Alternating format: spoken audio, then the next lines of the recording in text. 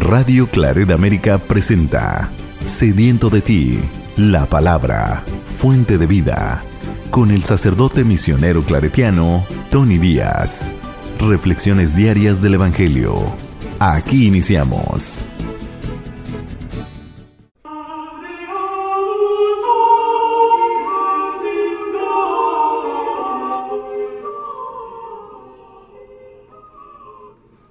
Bienvenidos hermanos a nuestras reflexiones del Evangelio del día. Hoy es viernes de la octava semana del tiempo ordinario. Viernes de la octava semana del tiempo ordinario. El Evangelio de hoy viene de Marcos capítulo 11 versículos 11 al 26. Después de haber sido aclamado por la multitud, Jesús entró en Jerusalén, fue al templo y miró todo lo que en él sucedía. Pero como ya era tarde, se marchó a Betania con los 12. Al día siguiente, cuando salieron de Betania, sintió hambre. Viendo a lo lejos una higuera con hojas, Jesús se acercó a ver si encontraba higos. Pero al llegar solo encontró hojas, pues no era tiempo de higos. Entonces le dijo a la higuera: «Que nunca jamás coma nadie frutos de ti». Y sus discípulos lo estaban oyendo.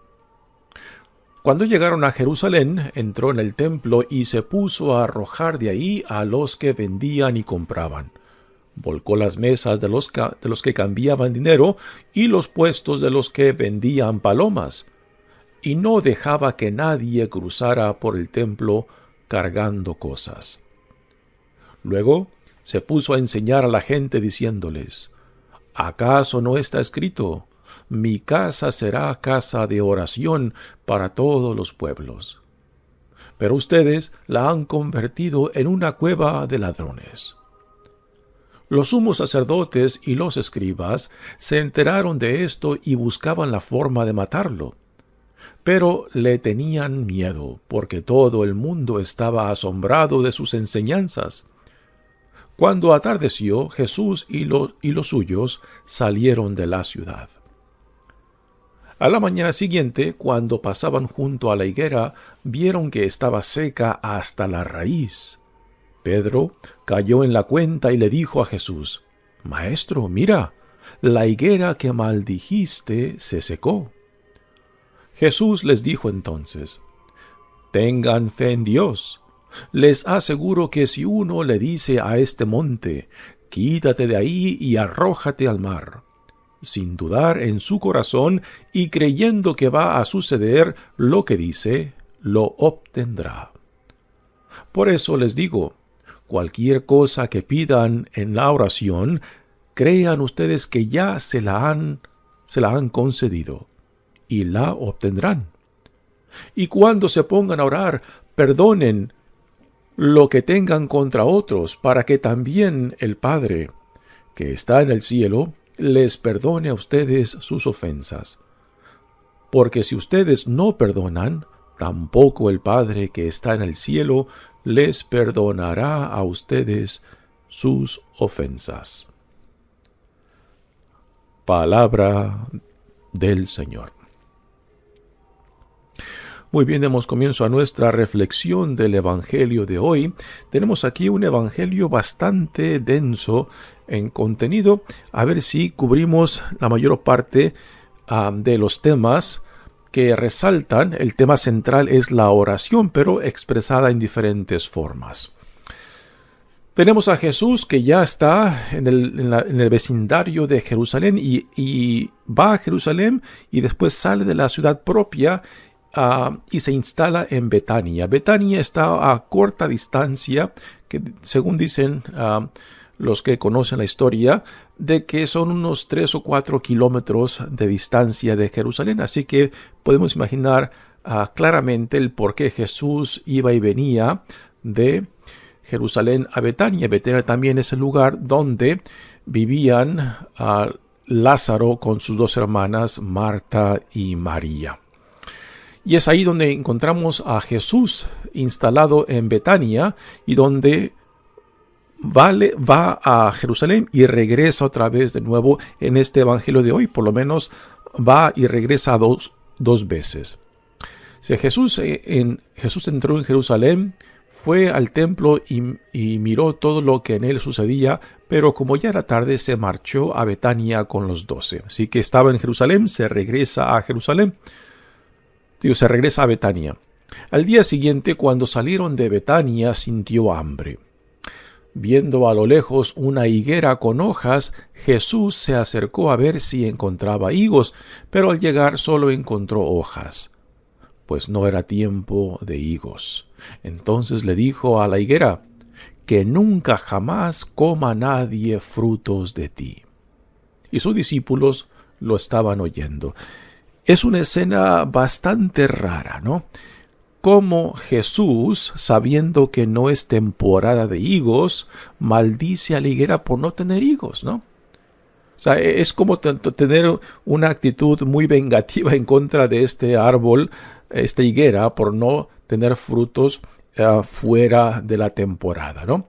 Pero aquí tenemos en esta acción de Jesús lo que se le llama una acción profética. Y esto lo vemos en varios profetas del Antiguo Testamento. Por ejemplo, si leemos Isaías capítulo 20, versículo 2, donde Isaías también hace una acción profética, o también en Jeremías 27, capítulo 27, versículo 2, donde también Dios le dice que haga una acción profética que será el símbolo del mensaje que quiere comunicar. Ezequiel también tiene un par de estas acciones proféticas, capítulo 5, versículo 1 y capítulo 12, versículo 3. También varios de los otros profetas desempeñan estas acciones proféticas con un fin de comunicar un mensaje que Dios transmitirá por medio de esa acción. Por ejemplo, el profeta Oseas, Dios le dice que se case con una prostituta, y esa prostituta pues será la relación entre Israel y su Dios.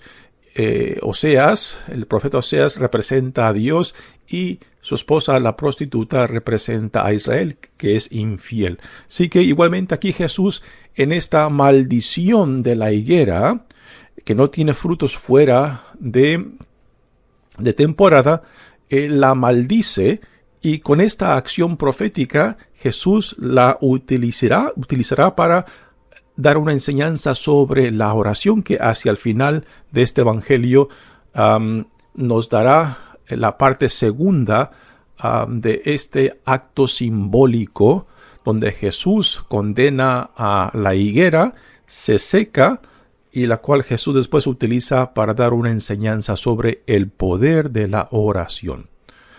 Así que después de esta escena, Jesús se marcha otra vez a Jerusalén, va al templo y empieza a expulsar a los que están vendiendo animales que se ofrecen para el culto de sacrificios, y también la mesa de los cambistas. ¿Por qué Jesús hace esto? Porque tanto los vendedores de animales y los cambistas se habían instalado una parte del templo que estaba reservada para los no judíos que venían a adorar al Dios de Israel. Y es esta la corte dentro del área del templo donde están instalados, y a lo que Jesús le molesta, ¿no? Porque habían convertido esa área que estaba designada para los no judíos que venían a adorar al Dios de Israel, pero ya estos habían sido desplazados por el comercio. Aunque el comercio era necesario para las ofrendas que se ofrecían en sacrificio, y los cambistas pues también tenían su función. Los que venían fuera de Jerusalén tenían que cambiar la moneda o el dinero de donde venían ellos a la moneda local para que pudiera ser aceptada en el templo. Y aunque todo este comercio estaba justificado, para Jesús no estaba justificado, porque habían desplazado a los que podían estar dentro del templo, particularmente a los no judíos. Y este es el espacio, la corte que este comercio habían invadido. Por eso Jesús los expulsa, voltea las mesas de los cambistas y dice: ¿acaso no está escrito: mi casa será casa de oración para todos los pueblos? Pero ustedes la han convertido en una cueva de ladrones. Otra vez, esta acción de Jesús, esta acción violenta contra los vendedores de animales y los cambistas, en cierta manera es otra acción profética que vemos también en los profetas del Antiguo Testamento. Y la reacción de los líderes es de que ahora buscan matar a Jesús porque pues les han echado a perder el negocio. Los líderes del templo pues recibían un porcentaje de la venta que se llevaba a cabo. Hoy en día también, por ejemplo, si tú vas a Roma, si tú vas a los lugares de Nuestra Señora de Lourdes, Nuestra Señora de Fátima, verás una cantidad de comercio, ¿no? Y mientras más cerca están de ese lugar sagrado, los comerciantes pues más caro cobran. Porque es donde más se acumula la gente, ¿no? Si vas, por ejemplo, a Roma, todos los comercios en torno al Vaticano, tanto de restaurantes como de tiendas, son los que más caro cobran, porque están más cercanos al lugar sagrado que es el Vaticano. Pues aquí igualmente estos vendedores se habían apoderado de una de las cortes dentro del área del templo para su comercio. Y aunque estaba justificado su comercio, para Jesús era una violación de este lugar sagrado que estaba reservado para los no judíos que venían a dar culto al Dios de Israel. Así que vemos a Jesús llevando a cabo esta acción violenta y ahora los líderes pues ahora van detrás de Jesús para matarlo, dice. A la mañana siguiente, cuando pasaban junto a la higuera, vieron que estaba seca esta raíz. Así que después de esta acción violenta por parte de Jesús, regresan otra vez a Betania y es ahí donde Pedro cae en cuenta que la higuera que Jesús había maldecido ya estaba seca. Y Jesús le dice Pedro le dice a Jesús: Maestro, mira la higuera que maldijiste, se secó. Y ahora viene la segunda parte, donde esa acción profética de Jesús de maldecir la higuera, ahora la utiliza para dar esta enseñanza sobre la oración. Dice Jesús: tengan fe en Dios, les aseguro que si uno le dice a este monte, quítate de ahí y arrójate al mar, sin dudar en su corazón y creyendo que va a suceder lo que dice, lo obtendrá. O sea, creer que lo que pides a Dios, Dios ya te lo ha concedido. Y actúa con la convicción de que ya lo has recibido, ¿no? Y lo obtendrás. Y después lo recalca con lo siguiente cuando dice: cualquier cosa que pidan en la oración, crean ustedes que ya se la han concedido y la obtendrán. En cierta manera hay un dicho que dice: fíngelo hasta que lo consigas. No es lo que dice aquí Jesús, que lo finja, sino que vive con la convicción de que lo que le has pedido, Dios ya te lo concedió, y lo que le has pedido se hará realidad por la gracia de Dios. Ahora, esto tiene sus límites, ¿no? Porque fácilmente esto se puede distorsionar pensando de que a Dios lo podemos manipular con nuestras oraciones, con nuestras peticiones, ¿no? Que podemos hasta cierto punto enfadar a Dios con lo que le pedimos para que nos los conceda. Tristemente hay mucha gente que piensa de esta manera, ¿no? Porque tenemos la realidad de que o esto es lo que piensan algunos, de que si insistimos tanto que lo vamos a cansar y que a últimas Dios nos concederá lo que le pedimos para que ya lo dejemos en paz, ¿no? Esto es manipulación. Y es así, y es esto lo que Jesús nos modela, no. Lo que Él nos modela es que pidamos, de que todo lo que le pidamos a Dios, confiemos que Dios nos los dará si es la voluntad de Dios.